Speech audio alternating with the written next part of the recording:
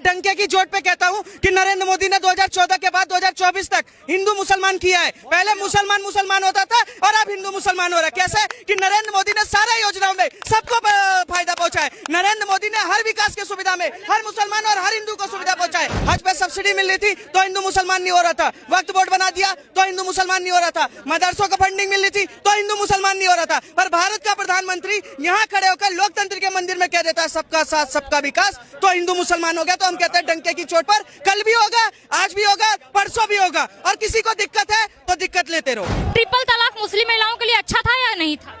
सही था। सही था। सही था ना?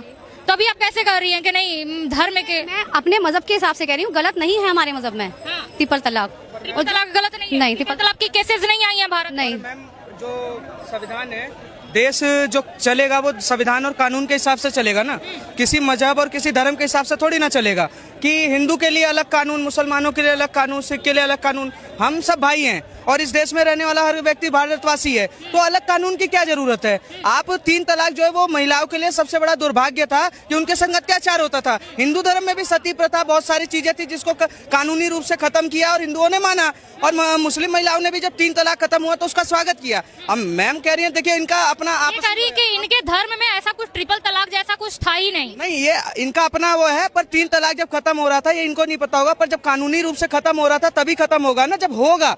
अब है बच्चा था तभी तो उसको नामकरण किया जाएगा ना। अब ये कह रहे कि था ही नहीं, उससे कोई लेना देना नहीं है। जो महिलाएं सड़क पर समर्थन कर रही थी, शाहबानों के साथ क्या हुआ था पूरे देश जनता जानती है। शाहबानों के साथ भी तो 3 तलाक का ही वो हुआ था ना, जिसके लिए राजीव गांधी ने पूरा का पूरा संविधान ही पलट दिया, पूरा का पूरा संसद ही पलट दिया था। तो इससे पता चलता है कि एक कौम के वोट पाने के लिए कैसे कांग्रेस ने भारत को संविधान की हत्या की। दूसरा, नरेंद्र मोदी ने भारत की मुसलमानों और मुसलमान महिलाओं के लिए बहुत ही काम किया है और आगे भी करेंगे। पर ये तो कह रही है कुछ काम नहीं हुआ है, महिला सुरक्षित नहीं है, बुर्का पहन के निकल रही तो भी छेड़छाड़। इनके धर्म में ना, बुर्का तो इनके धर्म में ना, हमारे धर्म में नहीं है ना। हमारे यहाँ तो महिला वो रहती है। एक सेकंड बताइए, बुर्का ओढ़ के नहीं निकलना चाहिए क्या बाहर? पर बुर्का अगर आप ओढ़ के निकल रही है पब्लिक प्लेस में वो तो ठीक है, बट अगर एक स्कूल और कॉलेज का एक यूनिफॉर्म है कि आपको हिंदू हो या मुस्लिम हो क्रिश्चियन हो आपको एक ही पहनना है, और वहाँ आप बुर्का पहन के जा रही तो वो गलत है या सही? स्कूल के बाहर ही लड़कियां उतार देती हैं बुर्का, वो तो अपनी एक कल्चर, एक अपना आपको पहनावा है।